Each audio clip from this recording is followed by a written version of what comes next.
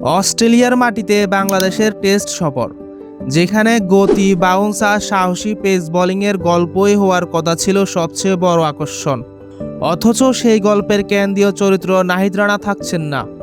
Zimbabwe সিরিজে পাওয়া grade 2 side স্টেন চোট তাকে ছিটকে দিয়েছে এই বহুল প্রতীক্ষিত সফর থেকে। যে সফরে তার আগুনজোড়া গতি অস্ট্রেলিয়ার ব্যাটারদের জন্য হতে পারত সবচেয়ে বড় পরীক্ষা, সেখানে এখন রয়ে গেছে শুধুই অপূর্ণতার দীর্ঘশ্বাস।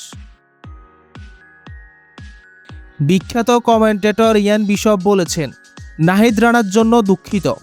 অন্যান্য ক্রিকেট লাভারদের মতো আমিও চেয়েছিলাম অস্ট্রেলিয়ান পেস বোলিং কন্ডিশনে সে বল করবে। তবুও ক্রিকেট কখনো একজনকে ঘিরে থেমে থাকে না। তাসকিন আহমেদ, এবাদত হোসেনদের কাঁধে এখন বড় দায়িত্ব।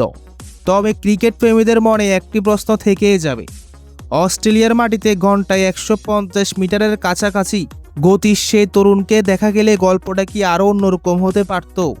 হয়তো উত্তর মিলবে না, কিন্তু নাহিদ রানার না থাকা এই সফরের সবচেয়ে বড় আক্ষেপ হয়ে থেকে যেতে পারে। তো আজকে এটুকুই, যত গ্যাঞ্জাম ক্যাচাল প্যাচাল সব নিয়ে কথা হবে কাল। আর হ্যাঁ, চ্যানেলটা সাবস্ক্রাইব করে দিও।